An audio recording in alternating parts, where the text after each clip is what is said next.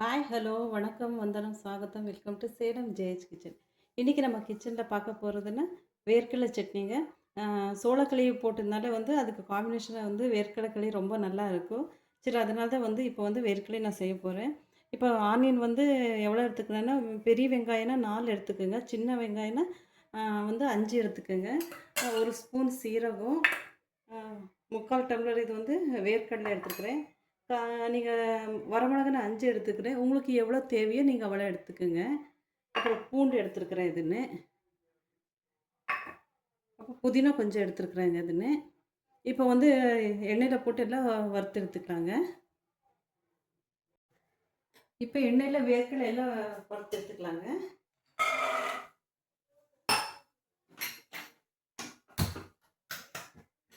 வரமிளகா போட்டுக்கலாங்க அப்படியே. பூண்டு, சீரகம் கடைசியாக போட்டுக்கலாங்க, தீஞ்சிடுறதுனாலன்ட்டு. இப்போ நல்லா வறுத்து எடுத்துக்கலாங்க.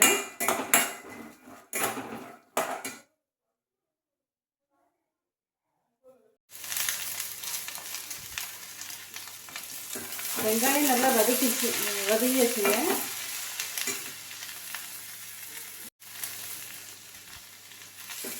வெங்காயம் நல்லா வதங்கிடுச்சுங்க. இப்போ வந்து நல்லா ஆறுனதுக்கப்புறம் மிக்சியில் போட்டு எடுத்துக்கலாம். சீரகமும் போட்டாச்சுன்னா உப்பு போட்டு பெருங்காயத்தூள் கொஞ்சம் வந்து நீங்கள் புதினா ஆட் பண்ணிக்கோங்க அதில், இல்லை கொத்தமல்லி ஆட் பண்ணிக்கோங்க. நான் புதினா ஆட் பண்ணிக்கிறேன் இதுன்னு. ஆஃப் பண்ணிவிட்டு மிக்சியில் போட்டு தான் போட்டு எடுத்துக்கலாங்க.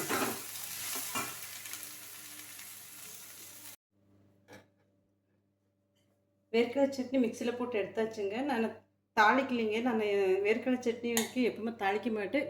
உங்களுக்கு பிடிச்சிருந்துச்சுன்னா நீங்கள் தாளிச்சுக்கோங்க. இது காம்பினேஷன் களி செஞ்சுக்கிறேங்கன்னு.